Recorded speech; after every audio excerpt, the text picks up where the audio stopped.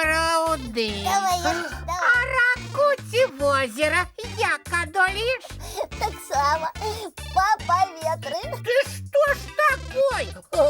Добрый вечер, дзяўчынкі і хлопчыкі.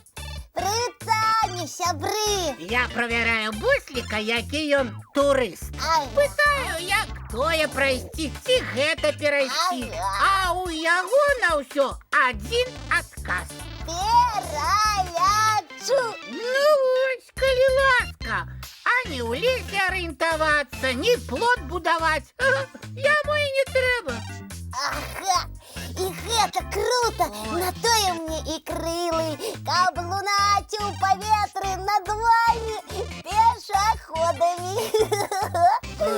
Ты толькі тут не вельмі задавай. А хачу і задаюся. Ну, буслік, а я зараз табе такое пытанне задам. Такое! Ну, давай, задавай. Вось як ты, буслік, о, Ну, горы адолееш. ну ты даешь. Як і ўсё астатняе, пералячу. Але не ўсякую гару. Прывітанне, сябры. Ага, чуў. Нестор, ты так своечасова. Салют. А Салют. чаму ты кажаш, што не пералячу? Я крыламі мах і перамахну. Ну, некаторыя, вядома, не самыя вялікія горы ты мах-мах і пераляціш, але Эверест дакладна не. Ну чаму? Таму што яго вышыня амаль 9 кіламетраў, буслік. І што? Просто больш часу крыламі махаць давядзецца. Справа не ў гэтым, буслік. Просто на такой вышыні паветра разрэджанае. І што? Для птушкі гэта не перашкода. О, а вось тут ты, буслік, памыляешся. Так, ты памыляешся, буслік. А Чаму?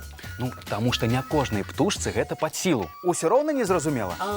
Не. Так, растлумачу прасцей. Калі ты ляціш, буслік, ты нібы абапіраешся на паветра і штурхаеш яго крыламі. Ну так, штурхаю. Так. А ў гарах што? А ў гарах чым вышэй ты падымаешся, тым меней паветра робіцца. І бусліку мала апоры будзе. Так, як і большасці птушак. Але некаторыя, напрыклад, такія як горныя гусі і грыфы, усё ж такі навучыліся лятаць у вельмі разрэджаным паветры. І на якой вышыні яны лятаюць? 10-12 кіламетраў. Ого! Яны праз любую гару пераляцяць. А буслы наколькі ўзнімаюцца? Наколькі? Ну, недзе на 5 кіламетраў.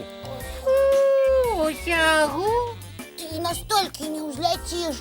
А мне не трэба. Я мядзведь. А вось табе да гусей і грыфаў, ну як далёка. А Нестор, а калі я буду трэніравацца, я змагу?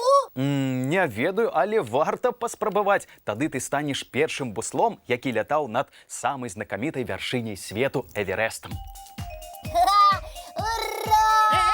Чакай, уракаць! Ты яшчэ гэтага не зрабіў. Але збіраюся. А вось калі атрымаецца, тады і хваліцца будзеш. А пакуль не адкруцішся. Гэта ты пра што? Горы табе пакуль не пераляцець. І таму буслічак давядзецца з усімі вучыць правілы гэтага, горнага турызму. А альпінізму? О, правільна, альпінізму. Ну, добра, вучы. Ой, Што такое? Што, Топашка? а я і сам пра іх нічога не ведаю. Ага, вунь, важнічаеш, а сам. Не, пра лес і пра рэкі колькі заўгодна. А пра горы не.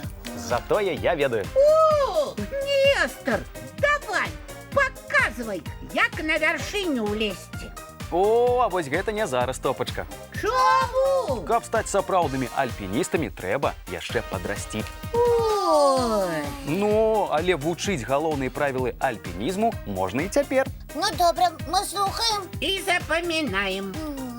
Слухайце, самае галоўнае для альпініста – гэта трэніроўка, надзейныя сябры і экіпіроўка.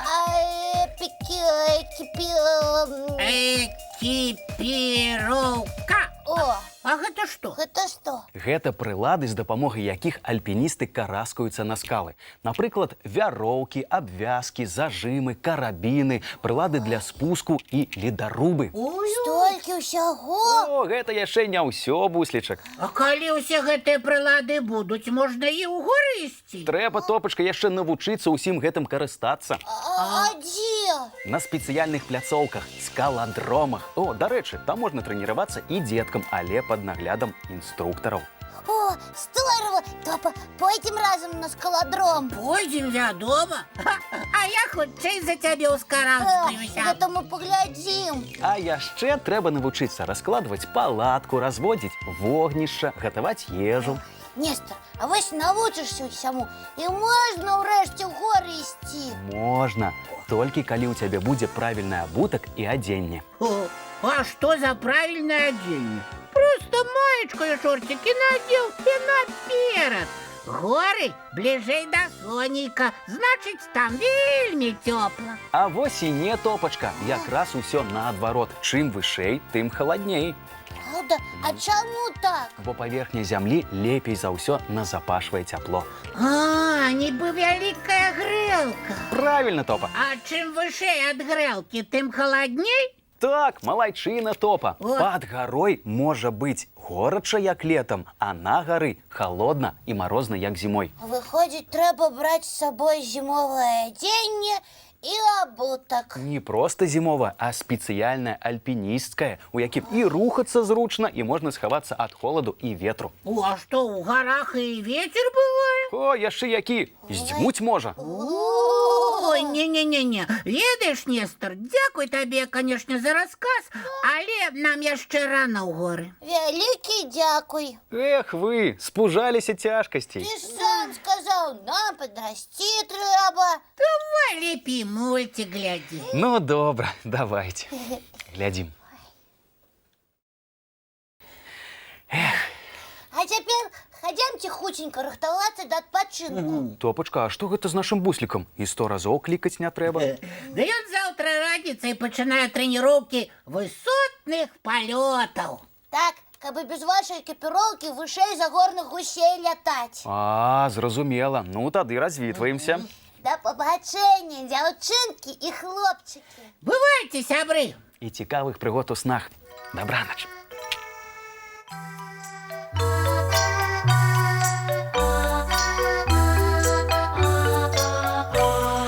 Доўгі дзень, цёплы дзень, адплывае за аблокі. Сіні цень, сонны цень, адпаўзае ў кут далёкі.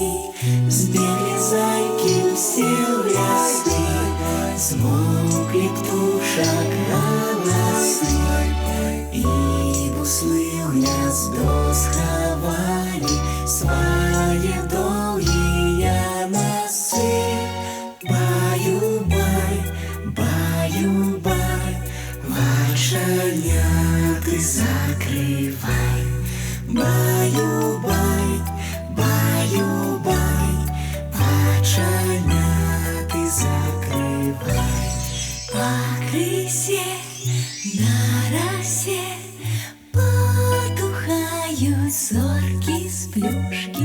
Гулі ўсе, казкі ўсе, пахаваныя пад падушкі.